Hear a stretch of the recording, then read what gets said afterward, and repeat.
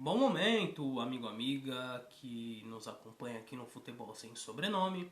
O meu nome é Felipe Martins e eu vim trazer hoje um resumo dos jogos que aconteceram ontem, dia 17 de fevereiro de 2021. Eu sei que a gente prometeu live pré-jogos e live pós-jogos, mas a gente acabou tendo alguns problemas de chuva, alguns problemas de agenda, algumas emergências e acabou não rolando. Mas, como promessa é dívida, vim trazer hoje. Primeiro a gente vai falar de Porto Juventus e depois de Sevilha e Borussia Dortmund. Porto Juventus, que foi um jogo que desde o começo foi bem surpreendente. A Juventus, logo no primeiro minuto, erra uma saída de bola com o Bentancur. Ele acaba tocando errado na área, como o Porto fazia uma pressão forte em cima da área da Juventus, a bola acaba sobrando e o Taremi faz 1-0. Isso no primeiro minuto de jogo, então acaba dando um pouco a tônica do que foi o primeiro tempo. A Juventus não criou tantas boas chances assim, tanto que foi mais fácil sair o segundo gol com lances como uma bicicleta do Jesus Corona, em que ele acaba ficando impedido, ou um recuo estranho do De Ligt, que acaba indo pro Chesney, o Chesney dá um chutão, a bola cai no pé do Sérgio Oliveira, ele chuta, bate no próprio De Ligt e gera um escanteio. E a Juventus estava travando muito chutes, não estava conseguindo fazer o jogo fluir e talvez para o segundo tempo precisasse de uma mudança. Só que começa o segundo tempo, a Juventus tem problemas de novo. Logo no primeiro minuto, o Porto começa com a bola, faz uma bela troca de passes ali pelo lado direito, a bola fica livre para o Manafá, ele rola para a área, o Marega domina e bate rasteiro no canto do Chesney, 2-0. Logo depois o Porto acaba tendo a chance até de fazer o terceiro gol, né? Numa jogada ali bem esquisita da defesa da Juventus, que não estava se sentindo tão confortável, né, para poder jogar. A pressão defensiva que o Porto fez foi muito boa e acaba que o Sérgio Oliveira, que foi um dos principais jogadores do Porto, ele criou muitas chances, né? Só que em determinado momento essa pressão do Porto começou a acabar porque a energia dos jogadores começou a acabar. Então, quando essa energia dos jogadores acaba, o Porto começa a dar mais espaços, a Juventus começa a se encontrar melhor, principalmente com o Chiesa. Ele vem encontrando um bom ritmo ali pelo lado direito da equipe. O McKennie também vem fazendo uma boa temporada desde que veio do Schalke. É aquela coisa, time ruim piora jogador, então o McKennie deve ser craque, porque o Schalke está muito mal no campeonato alemão. Mas a Juventus começa a criar boas jogadas e aí num lance saindo ali da defesa para o meio campo, o Alexandro dá um passe para o Rabiot consegue avançar, cruzar e ele encontra o Chiesa livre, cruza e faz o 2-1. Logo depois a Juventus tenta criar volume, tenta fazer coisas diferentes, mas acaba não conseguindo. O Morata, que era para ser uma das referências do ataque, teve muitos impedimentos, o Cristiano Ronaldo também teve impedimentos, então talvez essa questão de posicionamento para o Pirlo acertar seja a melhor pro próximo jogo. A gente sabe que a Juventus precisa da vitória, mas esse 2-1 ele não pode ser encarado necessariamente como uma derrota ruim, porque ainda existe o gol qualificado fora de casa. Vamos partir para o segundo jogo, então, Sevilha e Borussia Dortmund, com uma atuação incrível do Haaland, né? Primeiro, vamos contar a história do jogo. O Sevilha, logo no começo, aos 7 minutos, abre o placar com uma pressão que é feita na defesa do Borussia com o Suso, que também vem fazendo uma temporada muito boa. Logo depois, o Dortmund começa a crescer no jogo. A partir do momento que cresce, começa a fazer uma pressão defensiva no Sevilha. O goleiro Bono, ele erra um passe, a bola vai para a lateral. O lateral é batido para o Haaland dá uma caneta, avança do lado direito pro lado esquerdo e ele toca pro Daru. O Daru domina de fora da área, vê que o Bono tá adiantado e bate 1-1. Acaba interrompendo a sequência de 709 minutos até o começo da partida, sem tomar gols do Bono. Ele tentava igualar o recorde do Palop, que foi um histórico goleiro do Sevilha, né? E logo depois, quando o Sevilha tenta crescer mais no jogo, os erros de posicionamento, os erros do encaixe tático, e aí também a gente tem que apontar a falta do Ocampos, que é uma peça extremamente importante ali na ponta esquerda, mas ele ajuda a construir o jogo no meio campo também, apareceu nesse jogo. O Lopetegui não conseguiu encaixar bem o Papu Gomes, que foi bem abaixo nessa partida, né? E por conta de erros individuais de posicionamento, a bola sobra para o Haaland no meio campo, do lado direito, que é onde estaria o Campos e onde estava o Papu Gomes, do lado esquerdo do ataque do Sevilha. Ele acaba avançando, tabela com o Sancho na entrada da área, ele avança sozinho do meio campo até a entrada da área. Tabela com o Sancho, 2-1. Logo depois, o Sevilha começa a criar muito volume de jogo e não consegue finalizar muito bem.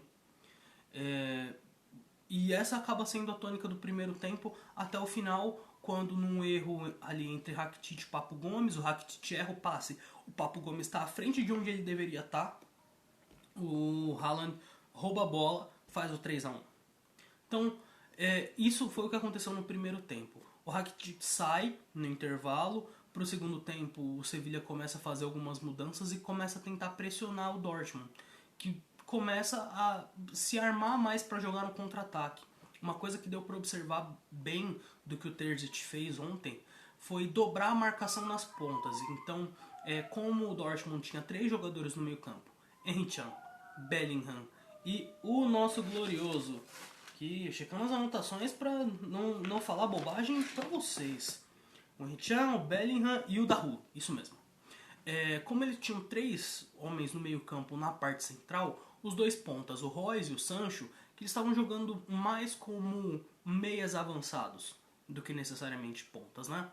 Eles acabam indo para ponta, então os 3 jogadores ficam no meio e os dois aqui na ponta, e eles começam a dobrar nas pontas. Por quê?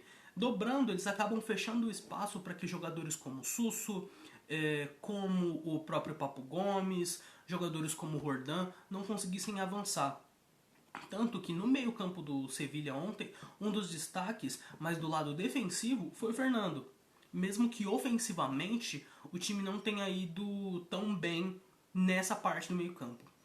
E tanto que se reflete de como do meio para frente a coisa não estava tão boa, que o trio de ataque é trocado numa substituição só. Saem Suso, Papu Gomes e o En-Nesyri, que quase não apareceu porque a marcação do Sevilha, a marcação do Borussia Dortmund estava muito forte. Eles não conseguiram jogar, né? Não conseguiram criar tantas chances, não conseguiram ser o Sevilha que vinha de 9 vitórias seguidas. Então, o segundo gol do Sevilha acaba saindo aos 38, 39 do segundo tempo, num cruzamento, numa falta do Oscar Rodrigues. Ele baixa a bola na área e quem faz o gol de cabeça é o... Vamos ver...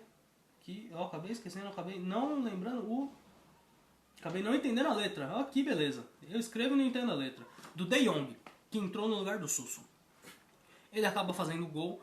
Esse 3-2 acaba sendo importante, mas além da vitória é um resultado um pouco frustrante para o Sevilha e um resultado maravilhoso para o Dortmund.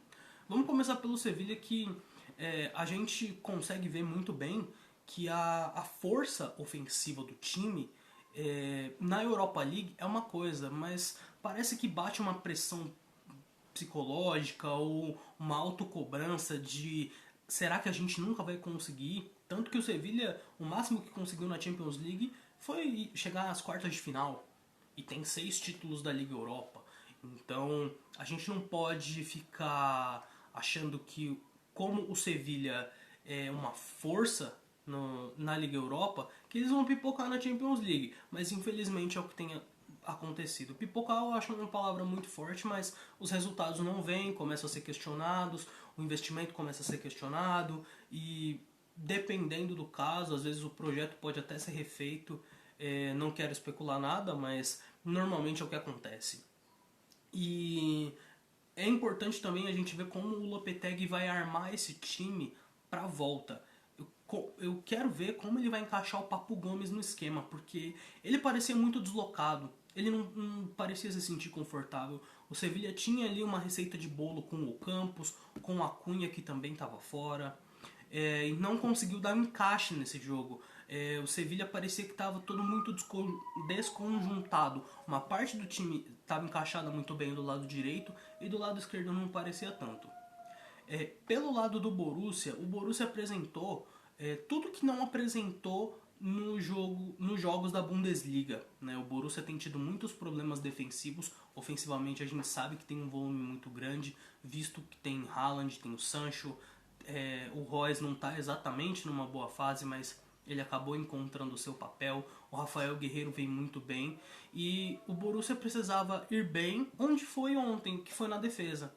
Soube segurar o Sevilla, soube fazer um jogo de marcação muito bom, tanto que em muitos momentos a gente conseguia ver todos os jogadores do Borussia atrás da linha da bola. A gente viu o Royce, o Sancho tirando bola de dentro da área. E o Haaland, impressionante, 5 jogos, 8 gols e uma assistência nessa temporada da Champions League. Ele tá voando, é um jogador incrível, mas a gente precisa ver só como o Edin Terzic, e na próxima temporada o Marco Rose, que é o treinador hoje do Borussia Mönchengladbach, que vai assumir o Dortmund na próxima temporada, como esse talento vai ser trabalhado, porque existe muito talento bruto, muita juventude no elenco do Borussia, mas a gente precisa saber como isso vai ser trabalhado, principalmente por conta das muitas lesões. Ontem o Dortmund não tinha 7 jogadores, o Witsel não jogou, o Burke não jogou, quem jogou de goleiro foi o Hitz. Então, o jogo da volta não acredito que vai ser tão desequilibrado. Acredito que vai ser um jogo com bastante balanço entre os dois times e vai vencer o que souber criar armadilhas para o outro. Tá? No mais, obrigado por assistirem esse vídeo. Curtam se vocês gostaram, se vocês acompanharam até aqui. Marquem algum amigo, compartilhem, deem sugestões nos nossos comentários e também por inbox pra gente. Fiquem ligados nos nossos canais, a gente vai lançar bastante coisa no YouTube, na Twitch. E é isso, cuidem-se, hidratem-se, usem máscara aqui, pelo menos aqui em São Paulo, onde eu gravo, está bastante calor, então coma frutas, beba água, fique tranquilo e o mais importante, assista bastante futebol. Tchau!